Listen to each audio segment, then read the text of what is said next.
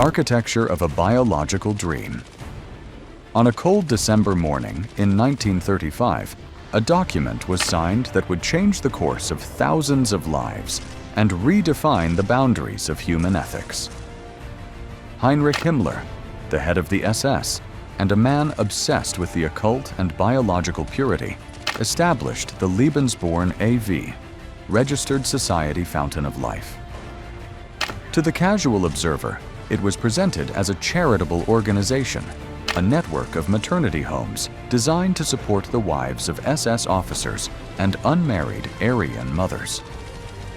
The facilities were often located in requisitioned villas, former luxury hotels, or secluded estates in the Bavarian Alps and the Norwegian fjords. They were peaceful, clean, and filled with sunlight. However, beneath this veneer of social welfare lay a mechanism of industrial-scale human breeding. The Lebensborn was the physical manifestation of Rassenhygiene, or racial hygiene. It was not merely about health. It was about the selective cultivation of a master race that would rule the 1,000-year Reich. The project was the culmination of decades of pseudo-scientific thought that had taken root in Germany, drawing from social Darwinism and the American eugenics movement, but pushing them to a radical, state-sponsored extreme. This was the factory of the new man, a place where the human soul was secondary to the measurements of the skull and the pigmentation of the iris. The foundations of racial hygiene. To understand the Lebensborn, one must understand the intellectual environment of early 20th century Germany. The concept of eugenics, coined by Francis Galton, suggested that humanity could be improved by encouraging the best to breed while preventing the unfit from reproducing. In the aftermath of World War I, Germany felt biologically depleted. The loss of millions of young, healthy men was seen by racial theorists as a negative selection. When the National Socialists rose to power in 1933, they didn't just adopt these ideas, they made them the law of the land. The law for the prevention of hereditarily diseased offspring led to the forced sterilization of hundreds of thousands.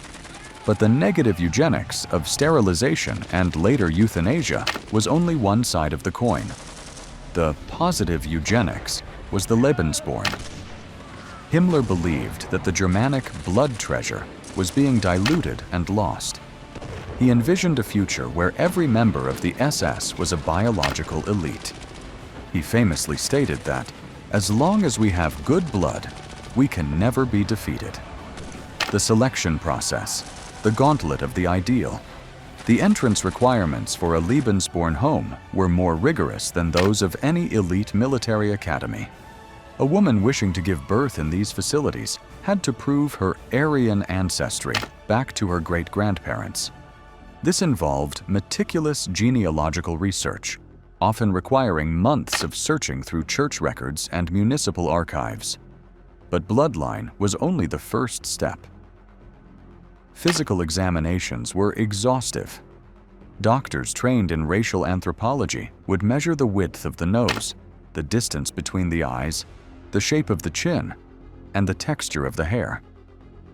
There was a specific Nordic archetype, dolichocephalic, long-headed, tall, fair-skinned, and blue-eyed.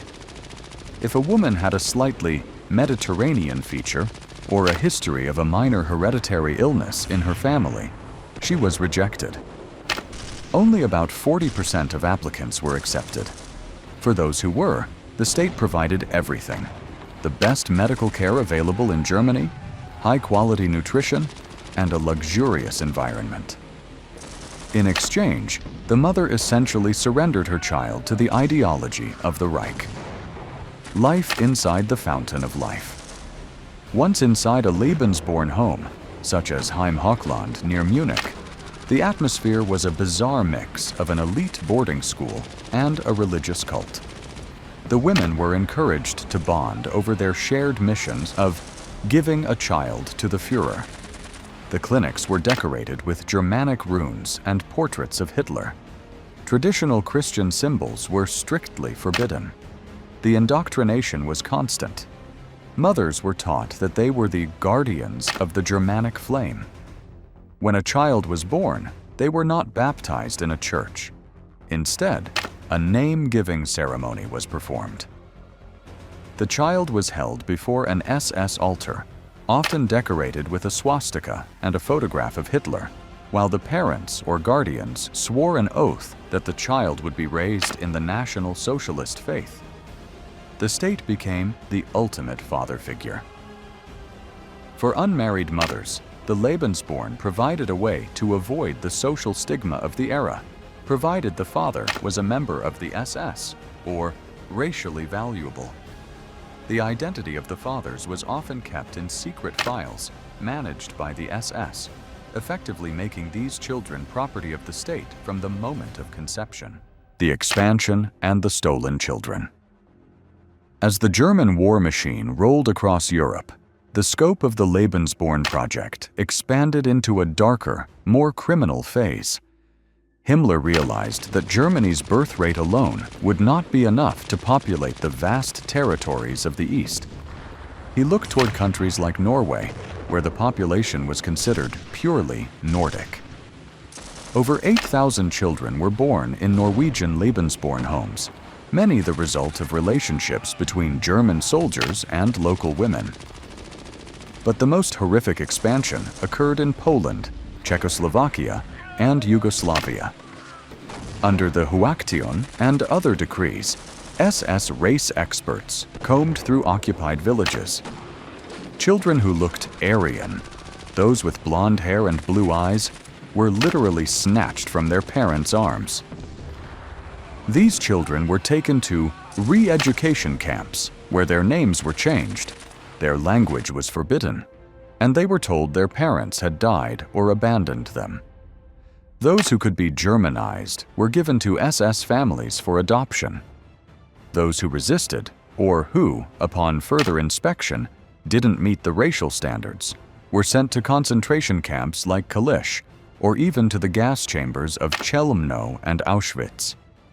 It is estimated that up to 200,000 Polish children were stolen in this manner. Only a small fraction was ever reunited with their biological families after the war. The collapse and the silence of the ruins. As the Allied armies closed in on Germany in 1945, the Lebensborn system began to disintegrate. In a desperate attempt to hide their crimes, SS officials burned thousands of files. Mothers and children were moved from home to home as the front lines shifted. In the chaos of the collapse, many Lebensborn children became refugees in their own land. When the Americans and Soviets liberated the homes, they found thousands of perfect babies and confused mothers. At the Nuremberg trials, the Lebensborn was initially investigated as a kidnapping ring, but because so many records had been destroyed, many of the directors received relatively light sentences, claiming they were only running a charity. The true scale of the kidnapping program was not fully understood for years. The children, however, faced a different kind of trial. In post-war Germany, they were often treated with suspicion, labeled as SS bastards. In Norway, the Tiskerbarn, German children, and their mothers faced brutal discrimination, hair shaving, and internal exile, carrying the weight of a crime they did not commit. The genetic legacy and the shadow of the future. Today, the survivors of the Lebensborn project are in their 80s. For many, the search for their identity is a lifelong struggle that has never ended. The psychological trauma of being a designed human or a stolen child has passed through generations. Organizations like Mensch Spüren have tried to help survivors find their roots, but the gaps in the archives remain vast. The story of the Lebensborn is more than a historical footnote of Nazi cruelty. It is a fundamental warning about the dangers of biological determinism.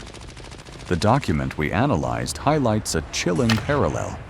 The mechanism of selecting who is born based on desirability is a recurring temptation in human history. Whether driven by state ideology in 1935 or by market-driven liberal eugenics today, the underlying question remains: who has the right to define the value of a human life? The clinics of the Lebensborn have long been converted into apartments or schools, and the forests of Bavaria have reclaimed many of the sites. But the memory of the Fountain of Life serves as a permanent reminder of what happens when a society abandons the intrinsic dignity of the individual in favor of a manufactured, perfect collective. The new man of the Reich was a failure, but the ideology that created him is a ghost that still haunts the fringes of modern science and politics. Understanding this history is the only way to ensure that the Fountain of Life never flows again.